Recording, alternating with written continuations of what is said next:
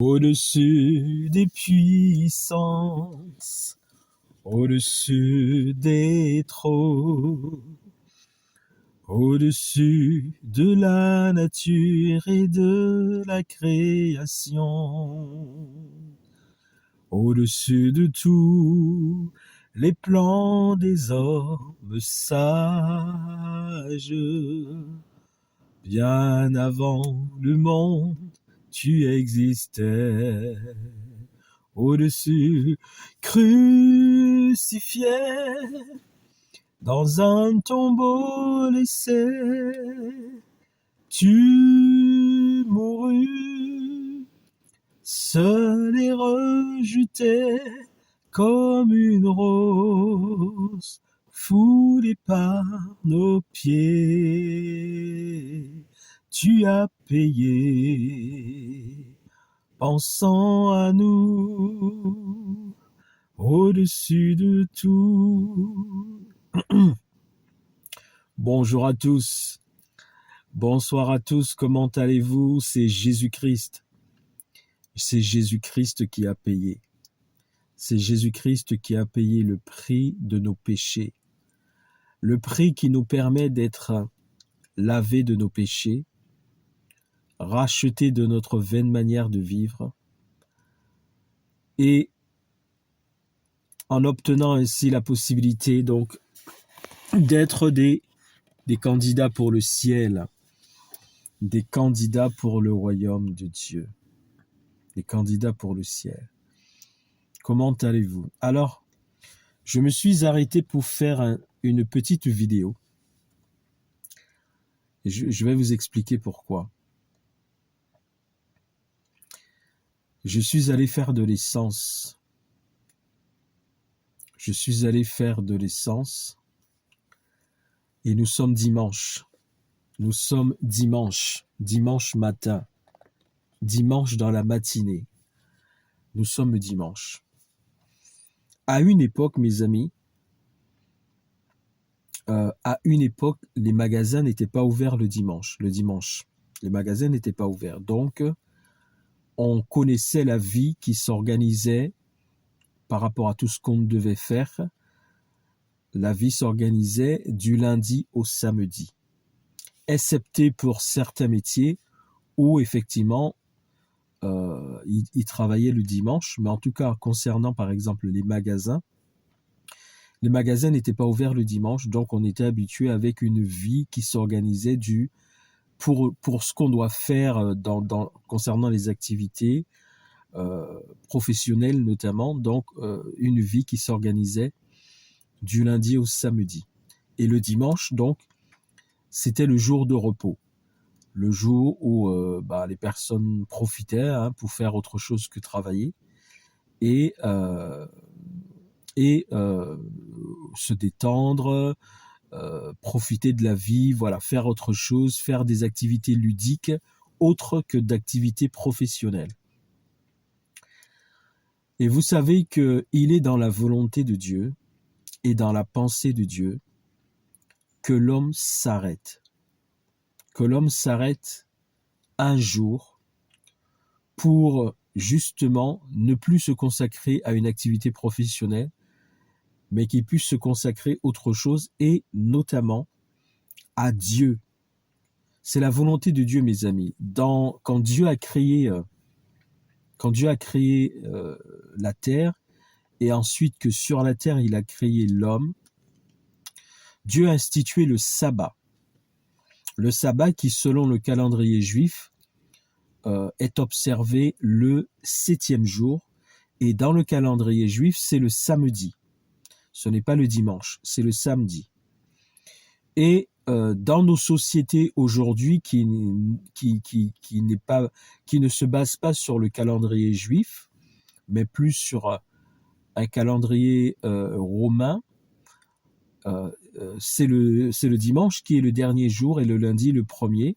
Mais dans le calendrier juif, c'est le samedi le dernier jour et le dimanche le premier jour de la semaine. Quoi qu'il en soit, vous savez, toutes ces choses-là ça n'enlève rien à ce que Dieu veut, à ce qu'il a décidé pour l'homme, parce que c'est lui qui a créé l'homme.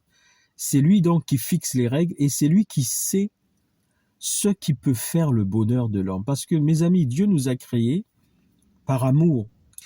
Il nous a créés par amour. Il nous a créés pour qu'il puisse nous aimer et que nous aussi, nous puissions l'aimer. C'est par amour que Dieu fait tout. Tout ce que Dieu fait, il le fait par amour, mes amis. Il a créé l'homme et la femme à son image et à sa ressemblance pour les aimer et pour que eux aussi puissent l'aimer. C'est pour ça.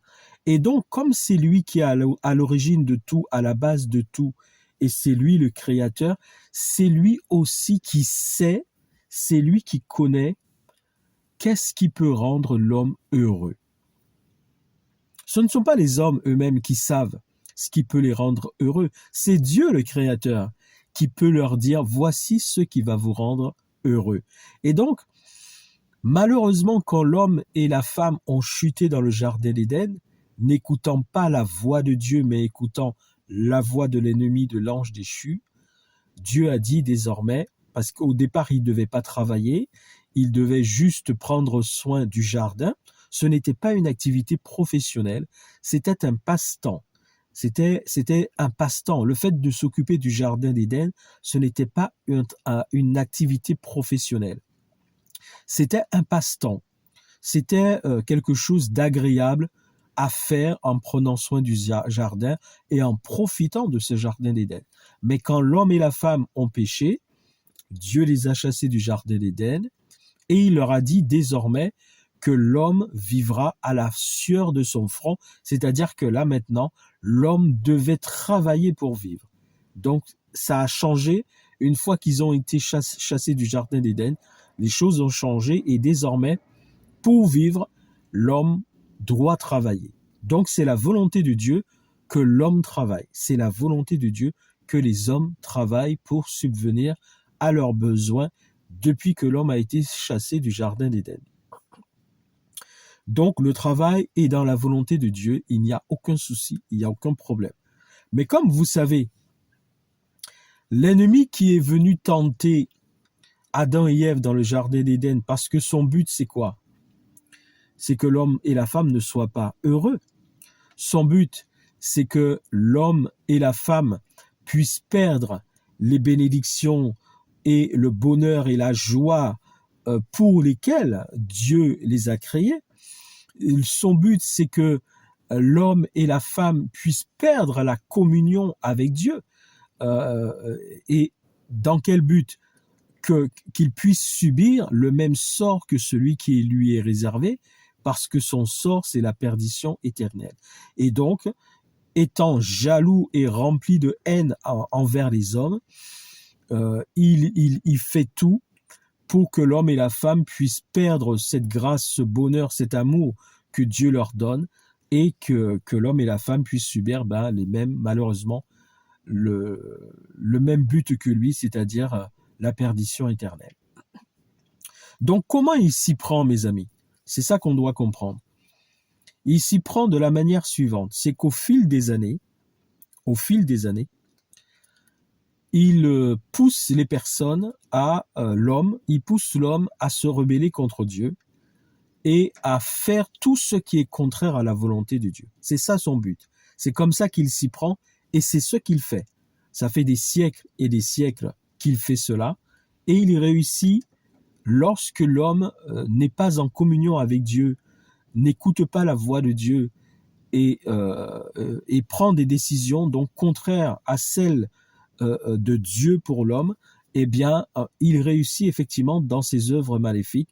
Et malheureusement, Dieu nous l'a dit, que plus le temps avancera, plus il réussira à détourner l'homme de la voie de Dieu. C'est pour ça qu'on a ces passages, ces versets qui nous disent que dans les derniers temps, les gens seront égoïstes, fanfarons, amis de l'argent, irréligieux, rebelles à leurs parents, tout ça, déloyaux, calomniateurs, aimant l'argent plus que Dieu. Vous voyez, on sait que plus le temps passera, plus les gens vont s'éloigner de Dieu. Et donc, par exemple, pour mettre en place des lois qui sont contraires aux lois de Dieu et à la volonté de Dieu et à la sainteté de Dieu, il fait que les hommes font des débats, vous savez, des débats sur diverses thématiques, sur divers sujets. Ils font des débats, ça prend du temps. Il y a une partie qui est pour, une partie qui est contre. Alors, on ne vote pas toujours de suite certaines règles qui sont contre Dieu, ça prend du temps, ça se fait surtout, comme vous le voyez, à travers des débats, des fois qui sont médiatisés, mais un jour, malheureusement, ça finit par arriver, c'est-à-dire que même ceux qui étaient contre, soit ils ne sont pas majoritaires pour s'opposer à certaines décisions, ou soit eux-mêmes se sont laissés convaincre, et donc les décideurs, le législateur, ceux qui font les lois, eh bien finissent par arriver à appliquer par des décisions des lois qui sont totalement contraires à la volonté de Dieu, à la vérité qui est Jésus-Christ et à la sainteté de Dieu. C'est comme ça que ça se fait, c'est comme ça que ça s'est toujours fait et c'est comme ça que ça va continuer. Des débats sur des années avant que ils réussissent, ils arrivent à voter des lois qui sont totalement opposées à la volonté de Dieu.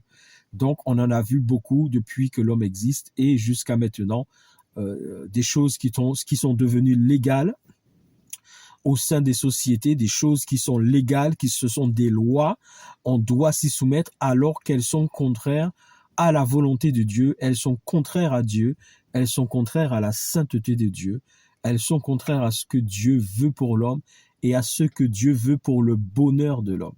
Et malheureusement, ce qui est triste, c'est lorsque même des enfants de Dieu, des chrétiens, eh bien, fonctionnent avec ces lois-là.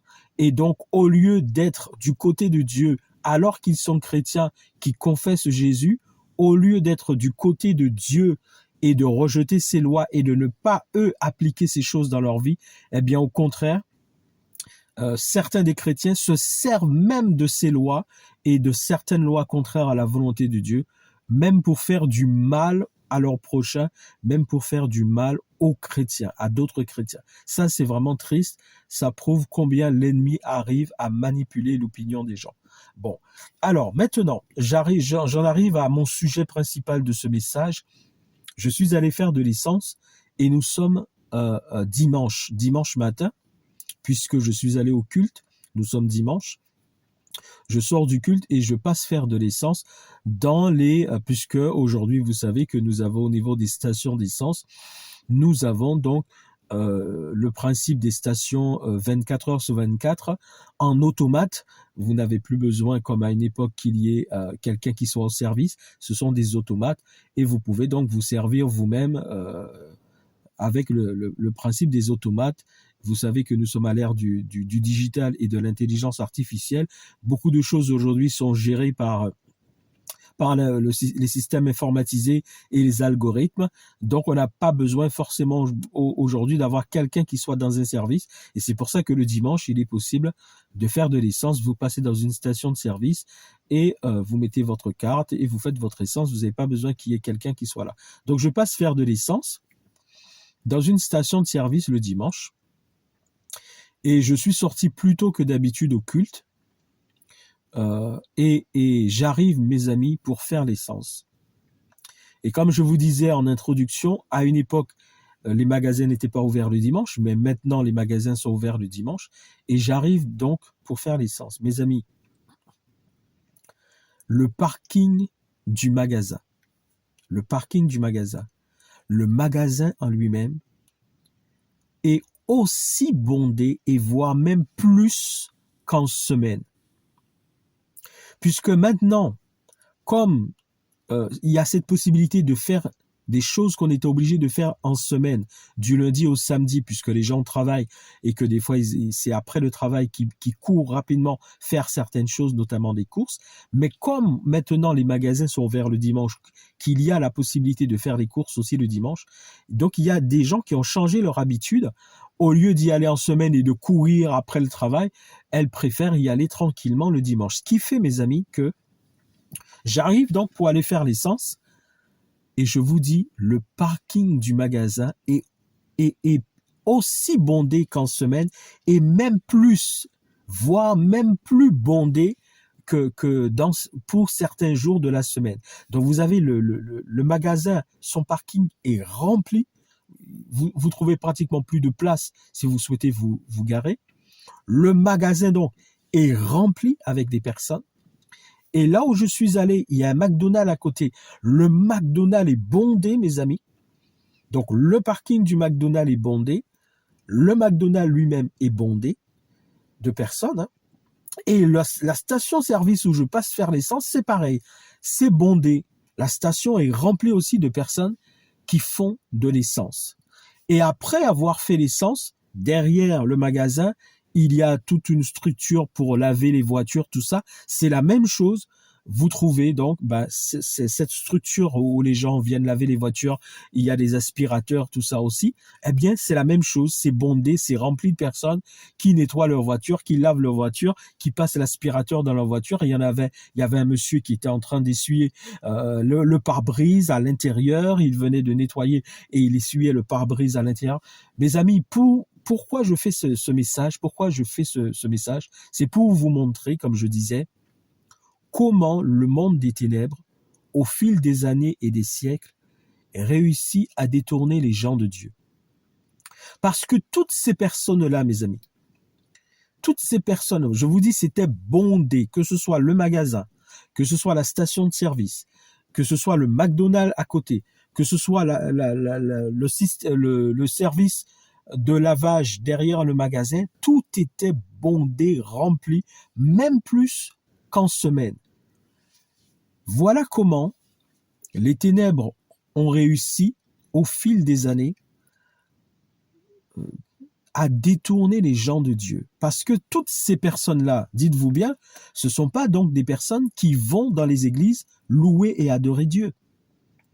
Elles ne vont pas dans la communion des saints, elles ne mettent pas du temps à part pour Dieu, pour prendre ce temps-là, le dimanche, puisque dans les sociétés européennes, c'est le dimanche, ce dimanche-là, pour aller donc dans les différentes communautés chrétiennes en tant qu'église, pour adorer Dieu. Et vous voyez comment les ténèbres, au fil des années, ils ont réussi à détourner l'homme de Dieu, parce que le but des ténèbres, c'est que les gens ne puissent pas avoir du temps pour Dieu. Déjà, même chez eux, les gens n'ont plus le temps pour Dieu.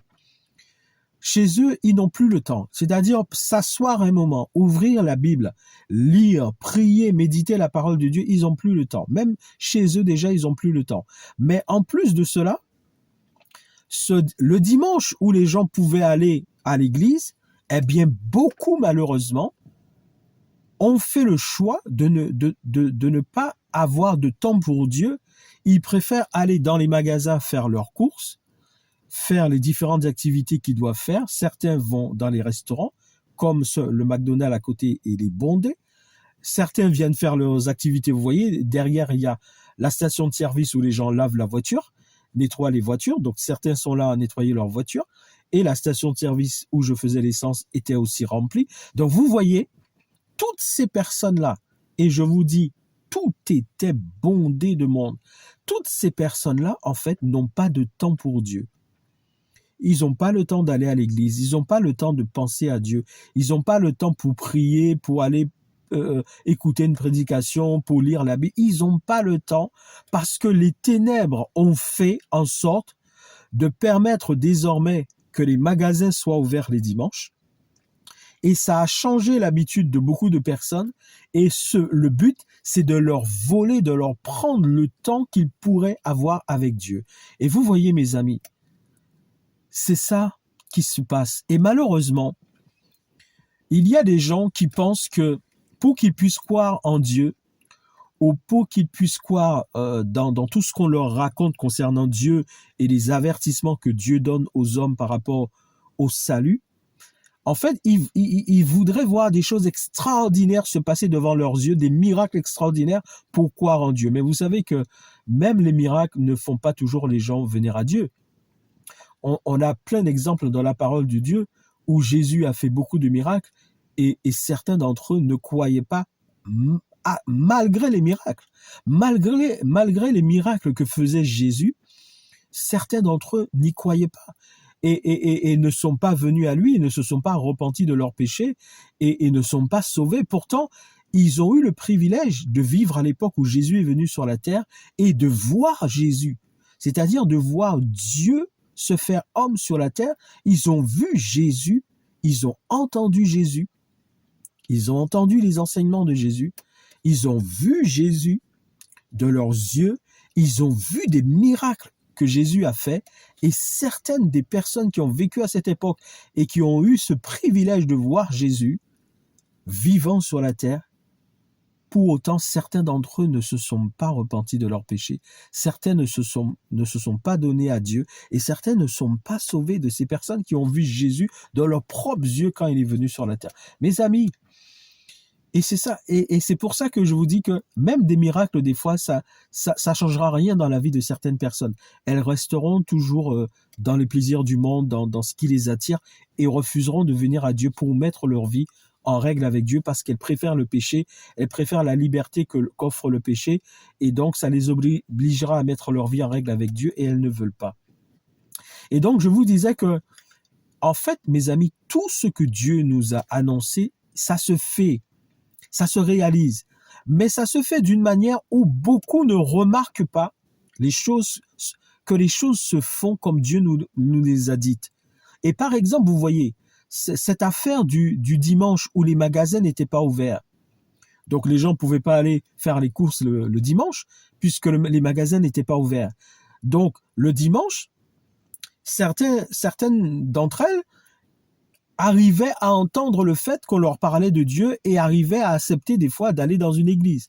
Mais comme aujourd'hui, les magasins sont ouverts le dimanche, vous savez que Dieu nous explique l'histoire de la parabole des grains, des grains qui sont tombés dans les différentes terres. Et en fonction de la terre, de la qualité de la terre dans laquelle tombe le grain, ça aura un impact plus ou moins important au niveau de la foi que peut produire cela dans la vie d'une personne. Et il y a des gens dont la foi est faible et à la moindre chose, elles vont abandonner les voies de Dieu. Et vous avez des gens comme ça, par exemple, qui, si à une époque, on arrivait encore à les convaincre et elles arrivaient encore à entendre Dieu, à venir le dimanche, même si elles n'étaient pas régulières, mais de temps en temps, elles allaient au culte parce que les magasins n'étaient pas ouverts le dimanche. Mais depuis que les magasins sont ouverts et que les gens peuvent aller même dans les magasins les dimanches, eh bien, ça a fait que ceux qui sont faibles dans la foi ont abandonné donc le fait d'aller à l'église, d'aller au culte, de chercher les choses qui concernent Dieu, et donc font comme tout le monde, ceux qui n'ont pas Jésus. Ils vont aussi le dimanche faire ce qu'ils ont à faire, et notamment dans les magasins. Et vous voyez, c'est tout ce que Dieu nous a dit d'avance se réalise. Mais des fois, comme ça se ne fait pas de manière éclatante, comme avec des grands miracles, certaines personnes ne reconnaissent pas les choses qui se font au fil des années, depuis des siècles, les choses qui se font et qui aboutissent à tout ce que Dieu nous a dit d'avance. Et ça, c'est l'un des moyens que les ténèbres ont utilisé, encore pour voler le temps aux gens, pour qu'ils aient pas de temps pour Dieu, et surtout par rapport au dimanche, qu'ils aient pas le temps donc d'aller dans une église, d'entendre Dieu leur parler. Eh bien, il a fait en sorte que les magasins soient ouverts le dimanche et que les gens puissent donc prendre ce temps-là où ils auraient pu être avec Dieu, ne pas être avec Dieu et aller dans les magasins. Donc, notamment pour les personnes, vous voyez, parce qu'il y a des gens qui sont obligés de travailler dans les magasins parce qu'ils n'ont pas trouvé autre chose, c'est pas évident, ils ont leurs factures à payer et tout. Et que font ces personnes? C'est la même chose. Il y a certaines d'entre elles, elles n'ont pas le choix. C'est dans un magasin qu'elles travaillent, elles sont obligées de travailler le dimanche parce que c'est ce qui leur permet de vivre, d'avoir de quoi payer leurs factures et leur loyer et tout. Et donc, et des fois, certaines d'entre elles, c'est malgré elles sont obligées de travailler le dimanche parce qu'elles travaillent dans un magasin. Mes amis, je vais terminer mon message par un passage de la parole de Dieu. Je lis dans Éphésiens. Donc le titre de mon message, je pense qu'effectivement je n'ai pas du tout donné de titre, je l'ai pas annoncé, mais le titre de mon message c'est racheter le temps. Nous devons racheter le temps, nous dit Dieu. Nous devons racheter le temps. Racheter le temps, ça veut dire quoi? Ça veut dire que le temps que nous avons, nous ne devons pas le gaspiller. Et surtout vis-à-vis de Dieu, quand nous avons du temps pour passer du temps avec Dieu, nous devons prendre ce temps-là, nous devons le mettre à profit pour être avec Dieu et passer du temps avec Dieu. Parce que aujourd'hui, il faut vraiment racheter le temps. Parce que tout est fait aujourd'hui, mes amis, dans nos sociétés, pour nous prendre le temps. Tout est fait pour qu'on nous prenne le temps et qu'on n'ait plus de temps pour Dieu. C'est ça le but de tout ce qui s'organise dans les sociétés modernes d'aujourd'hui, c'est de prendre le temps des gens pour que les gens n'aient pas de temps pour Dieu. Pour qu'il n'ait pas de temps pour Dieu. Et que le moindre temps qu'il leur reste, ils n'auront pas envie de le passer avec Dieu parce qu'on leur prend déjà tout le reste de leur temps dans le travail ou dans d'autres choses. Et donc, le petit peu qui peut leur rester, ils veulent profiter. Donc, ils veulent profiter pour partir en vacances, pour faire plein de choses, et ils n'ont pas de temps pour Dieu. Mes amis, nous devons racheter le temps. Et donc, je lis dans l'Épître aux Éphésiens. L'Épître aux Éphésiens, le chapitre 5. Je vais lire à partir du verset... je vais lire à partir du verset 15. Je lis à partir du verset 15. Éphésiens 5 à partir du verset 15. Prenez donc garde de vous conduire avec circonspection, non comme des insensés, mais comme des sages. Comme des sages. Et regardez, le verset 16. Rachetez le temps. Rachetez le temps. Rachetez le temps. Car les jours sont mauvais. Rachetez le temps. Car les jours sont mauvais. C'est pourquoi ne soyez pas inconsidérés, mais comprenez quelle est la volonté du Seigneur. Ne vous enivrez pas de vin, c'est de la débauche. Soyez au contraire remplis de l'esprit. Entretenez-vous par des psaumes, par des hymnes, par des cantiques spirituels, chantant et célébrant de tout votre cœur les louanges du Seigneur. Rendez continuellement grâce pour toutes choses à Dieu le Père, au nom de notre Seigneur Jésus-Christ, vous soumettant les uns aux autres dans la crainte de Dieu. Rachetez le temps, car les jours sont mauvais. Rachetez le temps, car les jours sont mauvais. Et entretenez-vous par des hymnes, par des psaumes, par des cantiques spirituels, en chantant de tout notre cœur les louanges du Seigneur, par l'Esprit de Dieu, en marchant par l'Esprit, ne pas nous enivrer de vin, c'est de la débauche, mais au contraire, soyons remplis de l'Esprit. Et c'est quand on est rempli de l'Esprit de Dieu qu'on a le discernement de Dieu sur tout ce qui se passe dans la société dans laquelle on vit, et on apprend à faire la part des choses pour que nous, les enfants de Dieu, nous ne puissions pas tomber dans les pièges que les ténèbres nous tendent et tendent aux hommes, et qui font que les hommes tombent dans les pièges qui leur sont tendus par les ténèbres, par l'organisation qui se fait au fur des années dans la société, dans le but de voler le temps des gens pour qu'ils aient pas le temps avec Dieu, pour qu'ils aient pas du temps avec Dieu.